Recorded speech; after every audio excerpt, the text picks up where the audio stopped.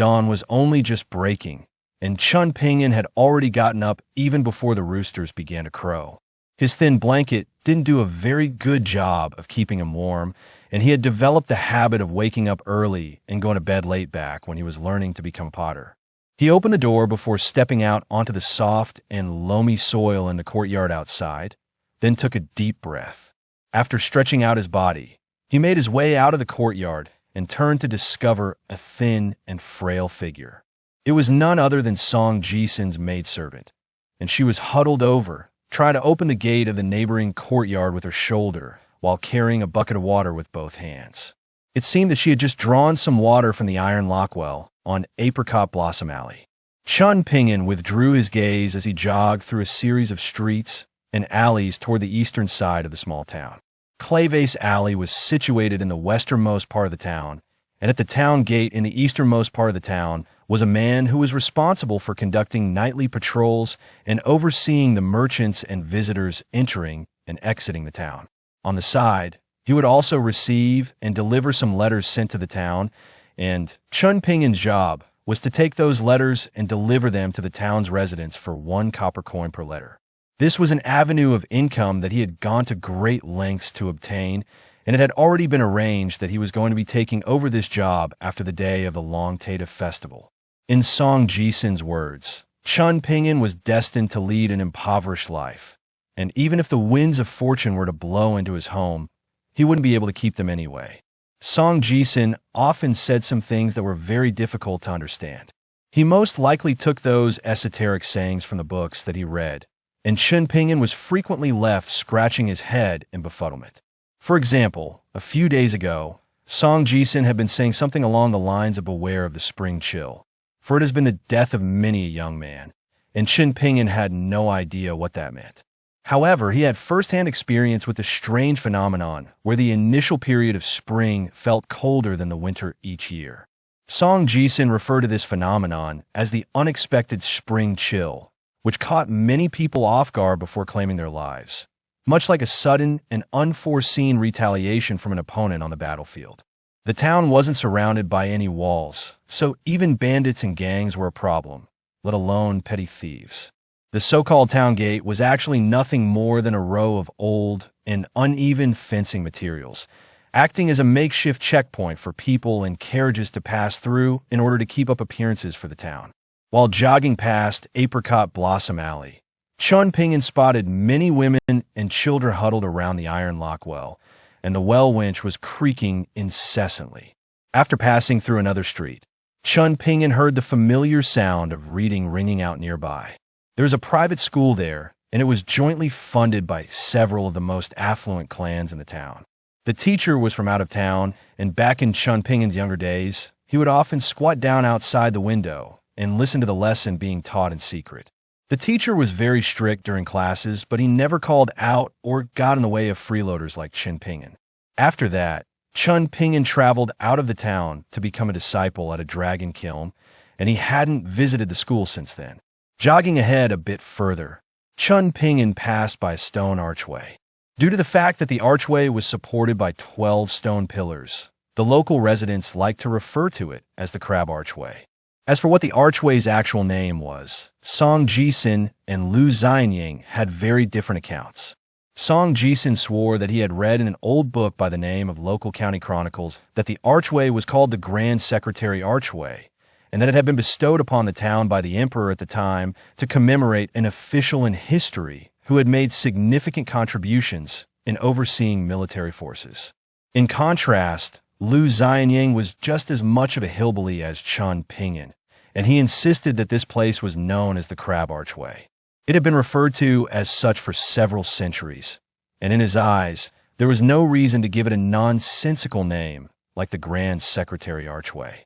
In addition to that, Lu Xianying had also posed a question to Song Ji-sin. How big is the official hat of a Grand Secretary? Is it bigger than the opening of the iron lockwell? Song Ji-sin had no answer to this, and he was left flushing furiously with embarrassment. Chun Pingyan ran a lap around the 12-pillar archway, and each side bore 4 large characters inscribed in strange fonts, all of which appeared to be different from one another. The inscriptions read, "Doing my part, comply with the natural order, refrain from looking outward, and unmatched aura. According to Song Jisin, aside from one of those inscriptions, all three of the other inscriptions have been smeared or altered at some point. Chun Pingyan was quite clueless about these matters, and he had never given this notion much deep thought. Of course, even if he had wanted to unearth some answers, he wouldn't have been able to. Even now, he still didn't know what kind of book the local county chronicles that Song Jisin frequently mentioned was supposed to be.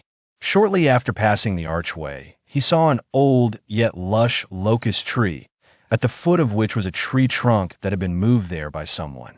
Slight modifications had been made to the tree trunk, and there were two bluestone slabs tucked under either end of it, transforming it into a crude bench. Every summer, all of the town's residents liked to gather under the tree to stay cool. Some of the adults from the wealthier clans would pull baskets of chilled fruits and melons out of the well for the children to eat, and once they'd had their fill of fruits, the children would band together and play under the shade of the tree.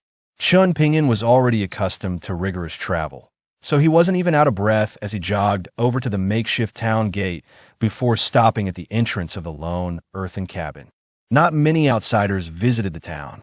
Now that the town had been deprived of a major source of income in the form of the official kills, it stood to reason that there would be even fewer visitors from outside. Back when Old Man Yao was around, there was one time when he had a little too much to drink, and he told his disciples, including Chun Pingyan and Lu Xianying, that they were the only ones under the heavens manning official kills, that the Chinaware that they produced was imperial were used by the emperor and the empress, that no matter how rich or lofty in official status someone was, they would be beheaded if they dared to use imperial ware themselves. On that day, Old Man Yao had seemed like a completely different person. As Chun Pingyan cast his gaze out of the town gate, he was surprised to discover that there were 7 or 8 people waiting outside, and there were people of both genders and all ages among them. Furthermore, they were all unfamiliar to him. The local residents very rarely went through the eastern gate, regardless of whether they were tending to their fields or going to their kills. The reason for this was very simple. The path leading out of the town's eastern gate didn't lead to any kills or plots of farmland. At this moment, Chun Pingyan and these outsiders were looking across at each other, separated by the makeshift gate. Chun Pingyan was wearing a pair of straw sandals woven by himself, and he was very envious of the thick clothing worn by the people outside. In his eyes, the clothes looked very warm and were sure to be great for keeping out the cold. The people outside the town gate were clearly split up into several groups, rather than belonging to one large group, but all of them wore aloof and indifferent expressions as they looked at Chun Pingyan. A couple of them had already looked past him and were peering further into the town. Chun Pingyan was rather perplexed to see this. Could it be that these people weren't aware that the imperial court had already shut down all of the dragon kills in the village? Alternatively, could it be that they felt like there was an opportunity to be exploited here because they knew the true reason for the closure of the kills? There was a young man wearing a strange tall hat in the group. He was tall and slim with a green jade pendant hanging from his waist, and he seemed to have grown tired of waiting. The gate had no lock, and he emerged from the crowd on his own as if he were going to push it open. But right as his finger was about to come into contact with the gate, he suddenly stopped before slowly withdrawing his hand, then clasped his hands behind his back as he cast his gaze toward Chun Pingyan with a smile on his face. He didn't say anything. All he did was smile. Out of his peripheral vision, Chun Pingyan inadvertently noticed that the people behind the young man seemed to all be displaying different emotions.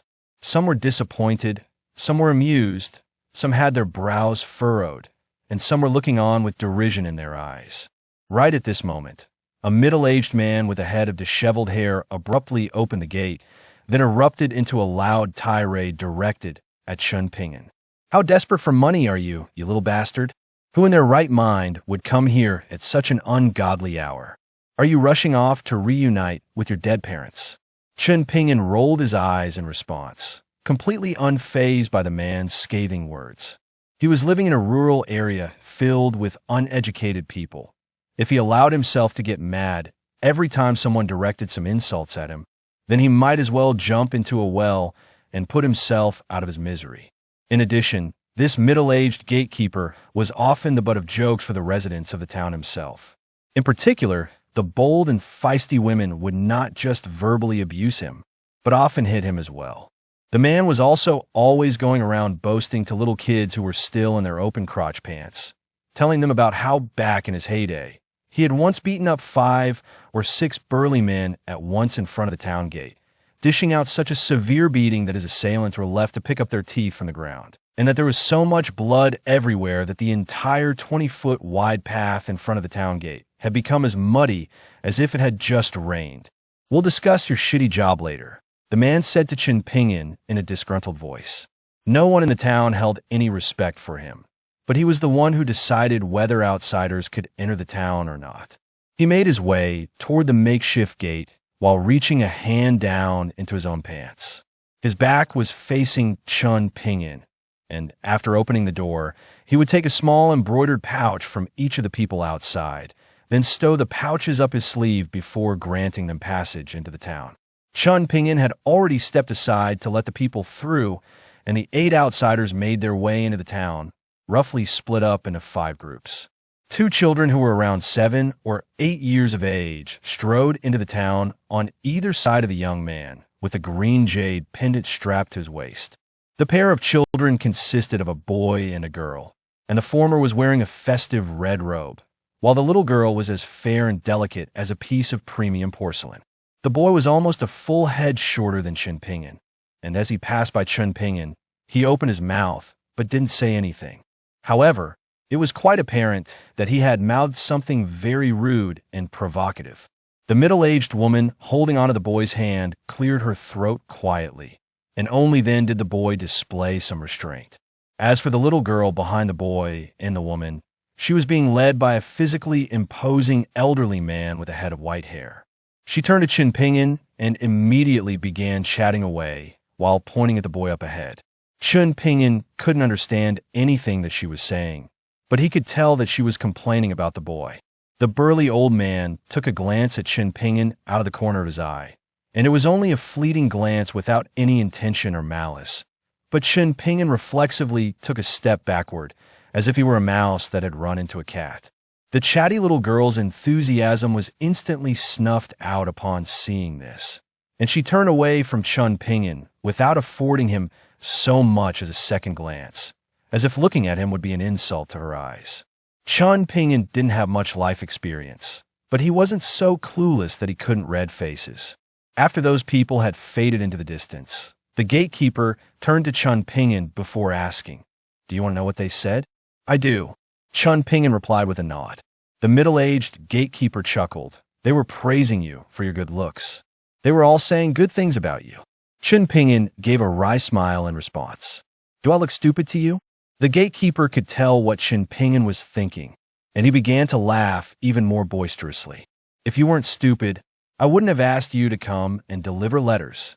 Chen Pingyan didn't dare to rebuke the gatekeeper for fear of irking him and losing this job. The gatekeeper turned and cast his gaze toward the outsiders, stroking his stubbly chin as he mused to himself. That woman just now had a pair of killer legs. Chen Pingyan hesitated momentarily before asking with an intrigued expression, "Is she a martial arts practitioner?" The gatekeeper was rather taken aback by this innocent response, and he turned to Chen Pingyan with a serious expression as he said, "You really are a stupid kid." Chen Pingyan was still none the wiser. The gatekeeper asked Chen Pingyan to wait outside as he made his way into the cabin, then re-emerged with a stack of letters in his hand. It wasn't a particularly thick stack, consisting of only around 10 letters, and the man handed the letters over to Chen Pingyan before asking. It said that fortune favors the foolish, and karma favors the righteous. "Do you believe in that?" Chen Pingyan grabbed the letters with one hand while spreading open his other hand, blinking innocently as he said, "You promised me 1 copper coin per letter." The gatekeeper pulled out the 5 copper coins that he had prepared earlier in a disgruntled fashion before slamming them down heavily onto Chen Pingyan's palm, then gave him a dismissive wave as he said, "I'll give you the remaining 5 copper coins some other time.